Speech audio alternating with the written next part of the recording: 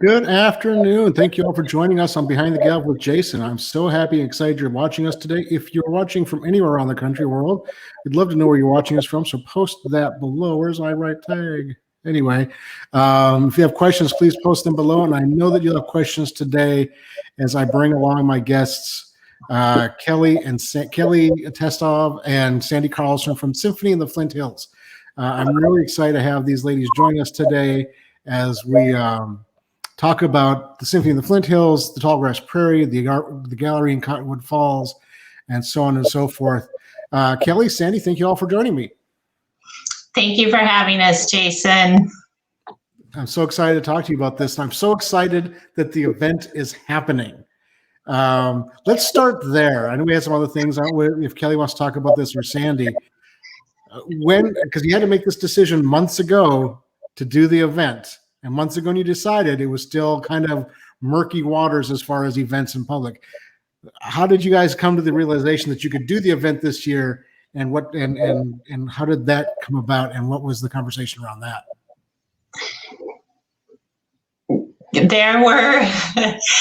There were many conversations. Last year after our cancellation, it was our second cancellation. We canceled in 2019 and 2020. We had a board meeting, and the discussion was, we either move forward or we may not move forward. And the board and staff, we all decided to go for it. And it was tricky with the pandemic, but we planned accordingly with COVID in mind. And then our hope was that things would be better by the time June 12th of this year came around.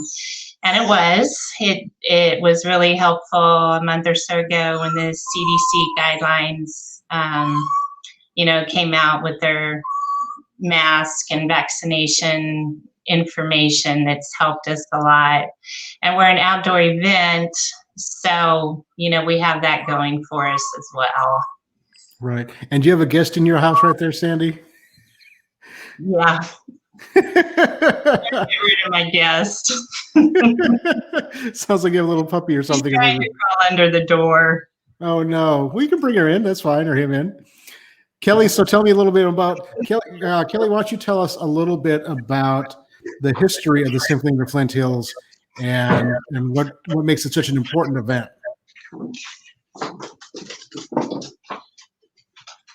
Oh, no. Muted, Kelly. Yeah, Kelly, we can't hear you.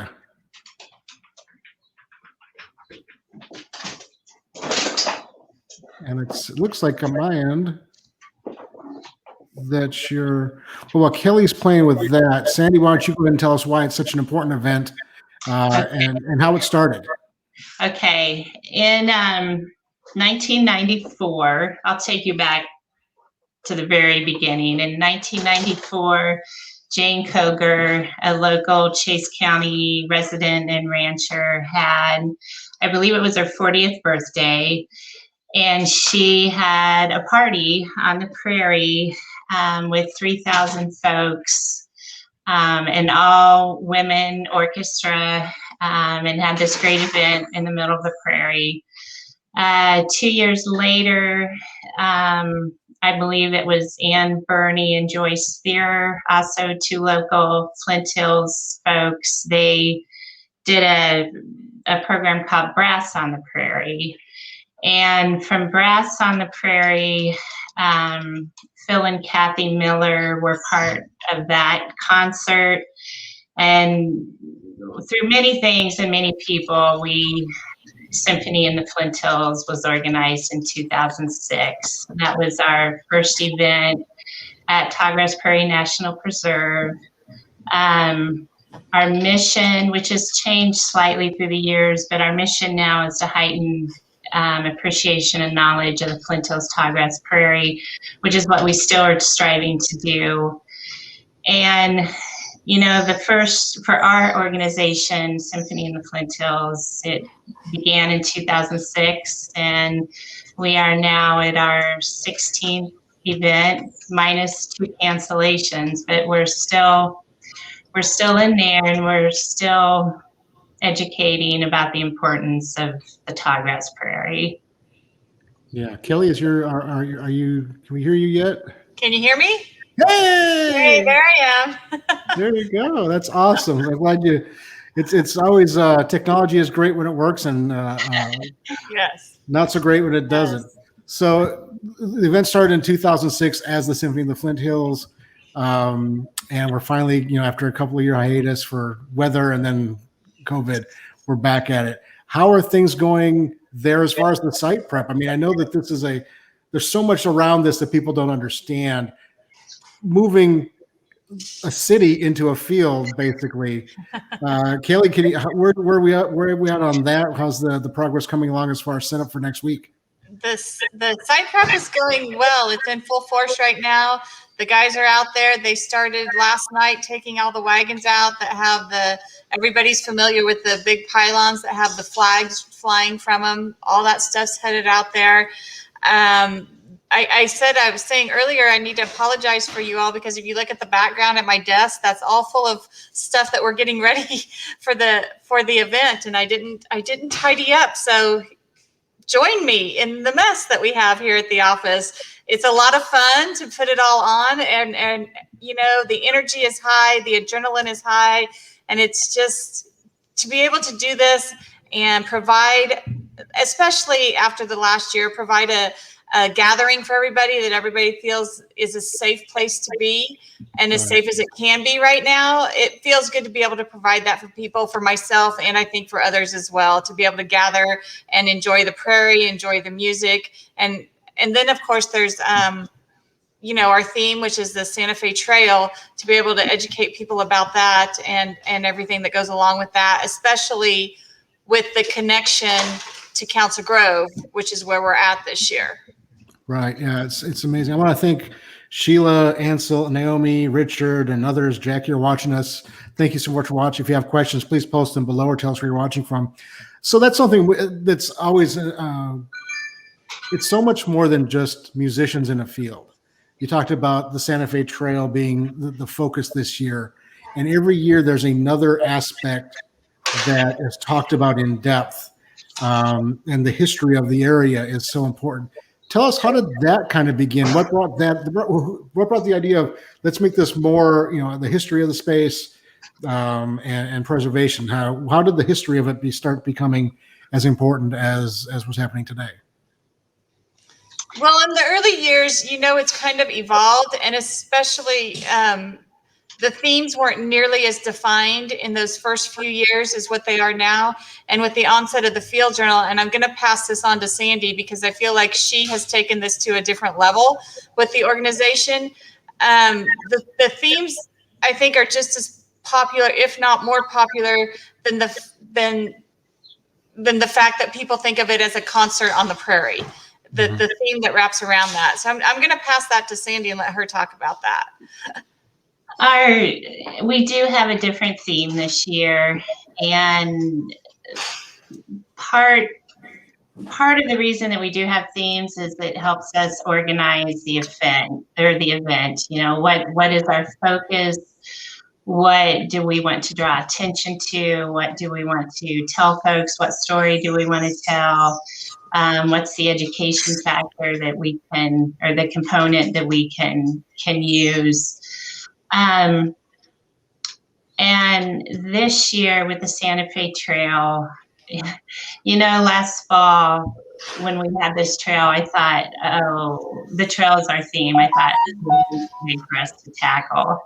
It's such a big, broad topic, but I feel like we have done a good job narrowing it down to the Flint Hills and narrowing down what is most important, the most important stories to tell.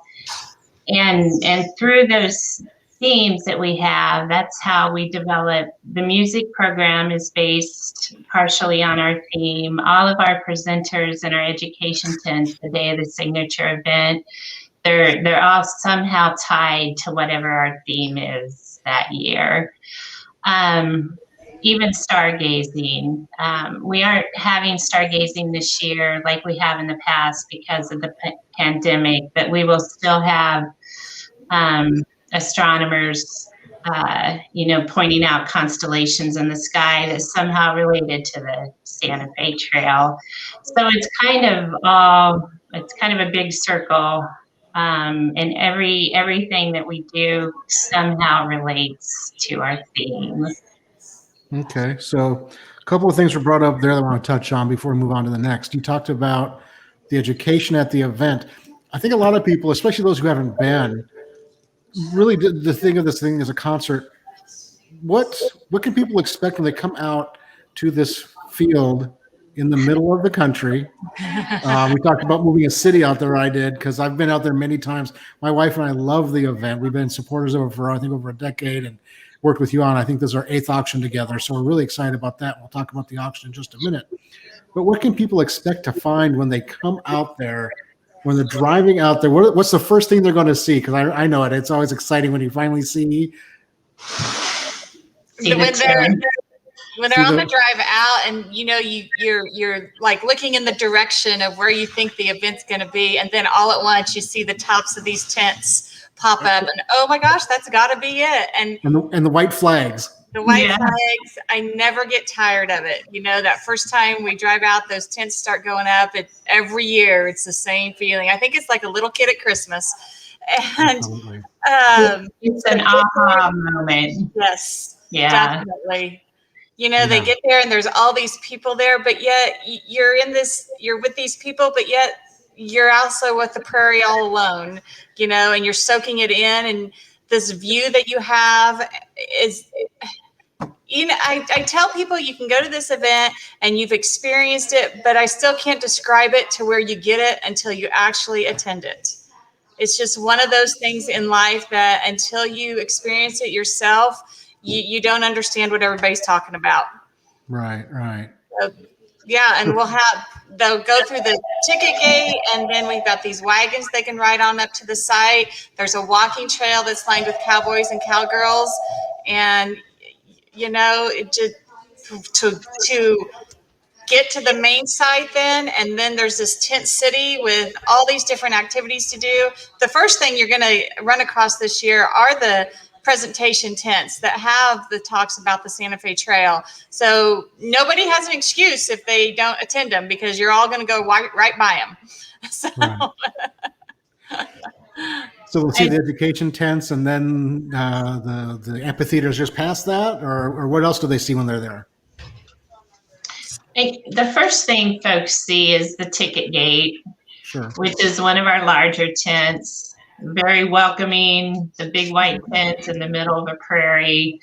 And then, like Kelly said, the walks, the education tents and the prairie walk tent are one of the closest tents that you will run into before you get to the main area where the bigger tents are. You'll see the amphitheater and the stage, or the back of the tent, as you walk on the walking trail. But it's surreal. I describe our event as surreal. And like Kelly just said, until you're there, you don't understand what it's about. Yeah, and there's a gift tent, which is always fun. I always buy a T-shirt or something there. The field guide, which you talked about, is available there. Is there going to be, and I don't think, I'm sure you know the answer, usually there's been an art tent at the event. Is that happening this year or no?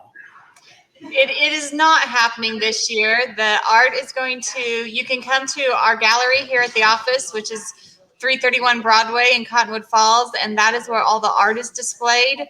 And I'm sure you're going to talk about the auction here in a little bit, but our gallery is open from 10 to 3 through June 15th, and that's when the auction actually ends. So if you're interested in any of the pieces that we have, and you want to see them, you can come here and check them out, and then that'll hopefully help you with your bidding process. So Absolutely. Yeah, and I know that the people don't realize how much this event costs to put on, and these tents are not inexpensive to put out there. And so when you cut down the expense of that, it makes the event much more profitable. And so let's talk about where the money is going to go. What happens when somebody comes up there and buys tickets, buys a piece of art? What is that money going to support? What is the purpose of the event? And I just posted the link to the auction in the comments. I've got it scrolling along the bottom. If people have questions about it, please post them below or send us a direct message or give us a call. We'll post all the information in just a second. So our mission is to heighten the appreciation and awareness of the Flint Hills Tallgrass Prairie. And the way that we're doing that is our signature event. It's to get people out here and to understand what this landscape is, what it's all about, and hopefully that inspires them to continue to research it on their own and try to spread that word of why it's important to keep it the way it is. The funds that we go, specifically with the art auction, the artists get half of whatever the sale price is, and the other half goes to Symphony in the Flint Hills. The artists are a big part of our fundraising, so we rely on that. We appreciate that they share their talents with us. It's always it's a highlight of the year. Every year is when we see that art come in, and the funds go. This definitely is a nonprofit organization. The funds go, we will roll them over into trying to pull off the next year. With the last couple of years, it's been difficult, obviously, with fundraising and with having the event canceled. So this year was all about making sure we can make it happen and making sure we can make next year happen. So it's we've been kind of walking a tightrope, holding our breath, and so far things seem like they're going well. We think that that's going to continue. I haven't looked at the weather forecast yet today, but yesterday it looked all right. So we're going to keep that in mind and keep thinking sunshiny thoughts that this works out and that we can continue on. Yeah, and the weather's historically been the wild card, and we got involved because years ago there was such a wind event at the signature event that you literally couldn't hang the artwork, and so we knew one of the board members, still do know one of the board members, obviously, and said, hey, we'll offer our online bidding platform, and it has worked out really well since. Trying to do something here real quick, and so yeah, and I got to tell you, we've been involved for many years, and it's always, you're talking. You get submissions from 50 artists or so. You never know what you're going to get as far as what they provide you. But this year, the work in the gallery, the work in the auction, I think is as good as, if not better than, any selection that's been offered in any of the auctions. So if people are interested in the art, please follow the links, support the local artists, support the Symphony, and support the Tallgrass Prairie. Do all those things just by going to the auction. So is there a criteria for the art that are accepted? I know it's a juried auction. You have a jurist look at everything that's submitted, and there was a woman this year. She had to decide what to accept and what not to accept because the space in the gallery is limited, and you want to make this somewhat of an exclusive event. So, is there what is the protocol or the things that the jurists and you all are looking for in the art submitted? Our call for entry went out in January of this year. Anyone can enter. We ask that the artwork somehow tied to the Flint Hills. And then each year we have a juror, a different person each year. Our juror this year was Kate Meyer from the Spencer Museum at the University of Kansas. And Kate, she was really great to work with. She's very conscientious, and she took her time going through the artwork. She chose pieces that inspired her and made her she loves the Flint Hills, and anything that inspired her and made her that uplifting feeling that she gets when she's in this area. We had 125 pieces of work, and then Kate narrowed it down to 52, which is what we have hanging in our gallery now. And all of our art shows have been wonderful. And I probably say this after I finish every big project, but I think this one's our best. And you guys do more than. But I do say it after every project. Well, there's that the currency bias, right? The current bias. Yeah. But you mentioned the gallery. This gallery is open all year long, right? It's not just for the signature event and the art auction. You guys do shows there all year long, correct? We used to. We don't as much this year. Well, for many reasons, the pandemic especially, but we only have this show in our gallery this year, our prairie art exhibit. Yeah. Are you going to bring more in after this, or are we just getting through the signature event and then taking a breath? Yeah. Yeah, and I think that's a lot of people are doing that with all kinds of things this year. Just get through it, see how it goes. Back to the event. COVID, the pandemic is obviously front and center of everyone's mind. Are there special protocols in place this year because of that? Do we have to worry about how is social distancing, masks, vaccines?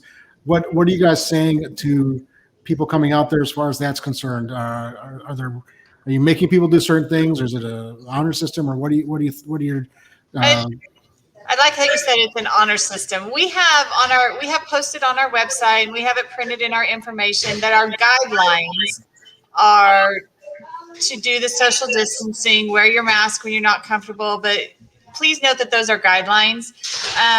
We have been working with state and county health officials, and they've been guiding us on this. They've been very, very encouraging. At this point, with the recent CDC announcement, obviously things are loosening up. It's nothing different than you've been doing over the last year, but with things opening back up, it's a lot of what you as an individual are comfortable with. So if you want to wear your mask, please feel free to. We are going to have masks on site in many different tents available for people if they feel that would make their comfort level, make them, and we're going to have a lot of hand sanitizer. So we want everybody to use it. Right. But it's all about your personal comfort level. Right. And it's an outdoor event, so that helps a tremendous amount. And even the tents are open on the sides, unless of course it's raining. I don't know what they do. Let's hopefully we don't have to worry about that. No rain. Rain is a 4-letter word, Jason. And not a fun one in this conversation. So how did you, and Sandy, I want to start with you. We talked about the event. We talked about the space. We talked about we'll talk about the Tallgrass Prairie a little bit more, I think. But Sandy, how did you get involved with the Symphony of the Flint Hills? Tell us a little bit about your backstory and how you ended up being involved with them at the level that you're involved with them at. I believe my involvement started with Kelly Tasto. And I've been cursing her since. No, that's not true. That's not true. No, I started in January of 2012. My background, I have a degree in Parks and Rec from Emporia State University. I had been a park ranger at Tallgrass Prairie National Preserve, had an antique gallery in Cottonwood Falls, was a para at the local grade school, and for many weird life-changing events, I was looking for something else, and I think I ran into Kelly. Our kids are the same ages, so Kelly and I would talk a lot, and I got a job, like I said, in January of 2012, started out as the volunteer coordinator, And then we're such a small staff, even smaller now, because it is just Kelly and I, and then our new volunteer coordinator, Gina Beeman, that's with us now. But we were a small staff, and we do so many different things. Each year is different. Each day is different at our job. But through all of those different things and different projects that we did, what I do now has evolved into many other things, the field journal, the commemorative program, the speakers, the presenters that you see at the event, WoodFest, our fall event that we do at Camp Wood. So it's through patience of many people I've developed, and my role has changed through the years. Yeah, that's usually. And I love it. Kelly, we both love what we do. It's a crazy job. It's very, very different. You can't write down what we do or have a job description for what we do, because it is very different, and we do so many weird and unusual things. Right.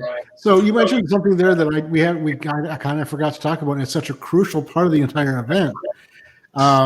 This event, the two of you and even a staff of 10 could not consider doing this. And so you were a volunteer coordinator at first. And I know that at this point, if you want to attend the event, there are no tickets to be bought anymore, correct? It's sold out. Correct. Can you do a patron package? So could somebody come do a patron package? Maybe. Maybe. I like how you said that. I'm not discouraging them, but I'm not encouraging them at this level. That we're very close to calling that 10 as well, calling it sold out. If that's something anybody's interested, I suggest that you contact me today. Yeah. And then, so the only way possible yet to be involved with this is to volunteer. Are there still spots available to volunteer? Yes. Yeah. So we do need probably 30 more volunteers. Mm-hmm. And what would a volunteer be expected to do? I think that we have positions available in the dining tent right now, which would be like bussing tables and cleaning up in that area. There might be a few at the ticket gate we're still looking for. But yeah, we did actually do a Facebook post on the Symphony page yesterday that said that we were needing 30 to 40 volunteers yet. And I'll tell you, the food tent is a good place to volunteer. The food's always really good. So Kelly, we heard from Sandy and how she got involved with all this. Why don't you tell us a little bit about your background and how you got involved with the Symphony in the Flint Hills? Yeah, I started here in the fall of 2006. So the first event was in June 2006, and I missed that one, and I started that fall. So I've made it to all but one. My husband and I, we owned our own business, and I had a background with county government. This position was available, and a friend told the executive director at that time that they thought I might be available, and she called me in, and we had a conversation, and I did not know a lot about the Symphony in the Flint Hills. I had remembered when that happened because it was here locally, so I can remember the community, and there was kind of a buzz about it, but I was not involved. I didn't go to it. And so that first conversation I had with the executive director was a little, I was naive, I guess you would say, because I remember asking her, well, do I go to this event? Because I don't know a lot about it. And now I can't imagine missing it. It's something I look forward to every year. When you're out there that day, the feeling you get from everybody else and their excitement, it's contagious. And like Sandy said, you can't describe what we do. And that's so very true, because she and I have actually tried to describe some of it to some of the people we work closest with, including our board members. And I think that they're a little confused and raise an eyebrow every now and then, like, your guys are the ones that do that. I mean, we're the ones that are, packing up the totes and getting them to the site, making sure everything's just the way it should be. And then we're also the ones that are, I work a lot with the donors, and Sandy works with everybody at the education end of it, with all the authors and the artists. We really do both ends of it. I've told people, we're the ones that are pulling the trailers, but we try to make sure we don't hook them up. We try to get somebody else to hook them up for us. And then we're also the ones in here in the office every day that are answering the phones, working with donors, working with, BNSF is our major presenting sponsor, and I have contact with them on a regular basis. So we do a little bit of everything. There are some days we go home and we're just dirty because we've been in the basement all day cleaning.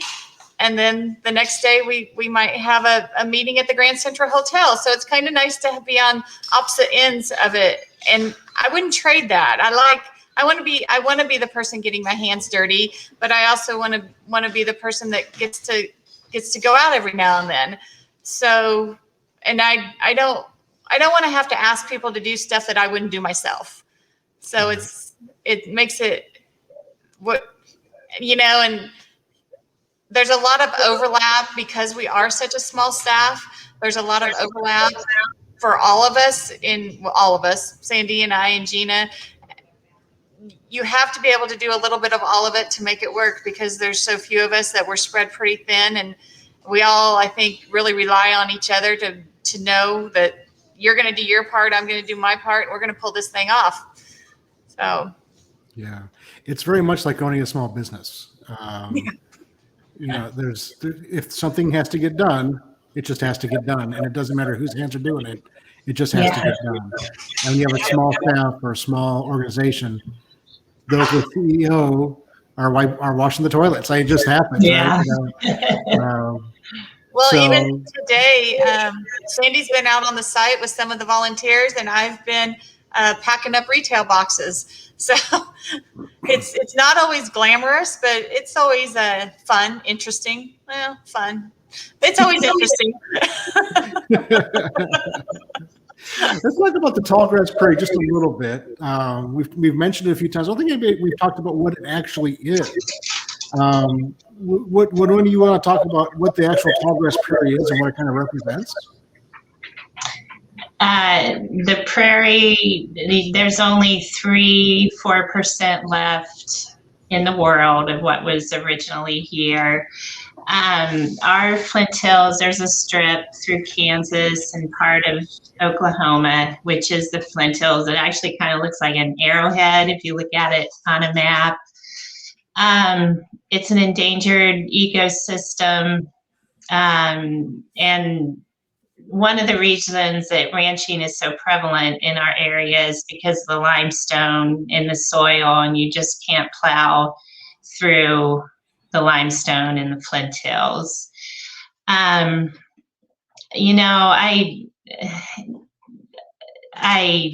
I travel, go to different places, and I always come back home and think that where we live is just the most beautiful place, especially this spring with all the rain we have. And like Kelly just said, I was out at the site, and the wildflowers are beautiful this year. So the pastures look great. Yeah, it's Kelly mentioned before about you're out there with this group, with thousands of people, and yet you feel like you're by yourself. Yeah. I equate it to going to the ocean, because when you stand there and watch the tall grass swaying in the wind, it looks like rippling waves, at least to me. Yeah. And like you said, you're amongst thousands of people, and for me, it's just a reset day. I'm from rural Minnesota. I had the first house I remember living in. We were in town, but there was literally a cornfield in our backyard, right? Like we were on the edge of a small town. And so for me, it's a great day to reset. You're out in the ocean. It's amazing how often we actually have cell signal out there, which is good and bad. But the cowboys and cowgirls and the wonderful music, the great food, just everybody, like you said, there's the sense from everybody there of just appreciating being there. And the sound is different. It's not like you're going to the Kemper, you're not going to a music hall, but it's just so magical. And I won't give away what happens during the show, generally speaking, because it's part of what makes it great for those who've been there. And for those who haven't, there's some surprises that happen that you're just like, oh, wow, the first time I was there, I cried. I've seen many other people cry during the show because it's just so moving. Yeah. And I'm so happy and so proud that we're able to continue to work with you all and be involved with it. Before we wrap it up, and it's been a great conversation. All of a sudden, it's been 35 minutes. And you guys have a ton of things to do today and over the next week. I'm going to give you both a couple of minutes to just kind of say anything you want to about the event, the gallery, the Tallgrass Prairie. Just anything that we haven't talked about that you wanted to, and bring attention to everybody watching. And Kelly, let's go ahead and start with you. You said it brings a tear to your eye.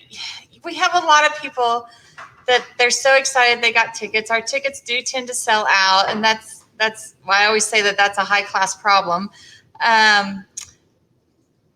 People often tell us that this is on their bucket list, and to be able to be a part of something that you provide for other people that is their bucket list, that to me, that's a big deal, that I get to be a little part of this. And it really is indescribable. The feeling that you get, getting all weird on you guys. But to be able to provide that for people, to be, just that small little part in this world where sometimes there's a lot of negativity, and to be something that is so positive to so many people, and just be that factor in their life, and to know that you did your part to make it happen. It's a big deal to me. So. Yeah, that's well said. And bringing something to other people that's important to them is really a great thing. Sandy, what about you? What would you like to say before we head on out? Jim Hoy has a quote, and I can't tell it verbatim like Jim can, but he ends the quote with saying, "You come to the Flint Hills to catch your breath." You can visit the Grand Canyon, wherever else, but in the Flint Hills, you can relax and catch your breath. And that's kind of what we are striving for with our event, especially this year after the crazy year that the world has seen. Just get out there and enjoy it and take it all in. Yeah, that's a great way to put that. Catching your breath at the Flint Hills is a great way to put that. For everybody watching, thank you all so much for watching and joining us today. We do this every Friday morning, behind the gavel with Jason. We could bring all kinds of things, and I am drawing a blank as to who I have coming down next week. But if you have questions about today's show or upcoming events, you can always send us an email at info@kcauctioncompany.com. Give us a phone call at 816-283-3633. Anything about our shows, our business. Obviously, we do this because I own the KC Auction Company, and we do some fun things there as well, including host the Symphony in the Flint Hills art auction. And let me pull that up real quick. So that's such an important thing for us. It's an important thing for the people watching, for the artists who are represented, and the gallery and the Tallgrass Prairie. So thank you, everybody, for watching. Sandy, Kelly, thank you for joining me today. I look forward to seeing you in 8 days. Yeah. Oof. Well, thank you, Jason, for you and to KC Auction Company for being our partner in this. We appreciate what you do for us, and I don't think I've told you that yet. So Yeah. thanks for hanging in there with us and doing this. Absolutely. I'm looking forward to seeing you all and the event next week. Yep. And remember, volunteers are still needed. If you're watching this now and want to go to the show, contact the Symphony. Did I create a banner with your numbers on it? I think I did. Let me put that up real quick one last time. I hope I got that information right. Contact them, and they will be happy to talk to you about volunteering next week and helping with the event. Thank you all for joining us. Thanks for watching the show, and we'll see you guys next week. Thanks, Jason. Thanks, Jason. Yep.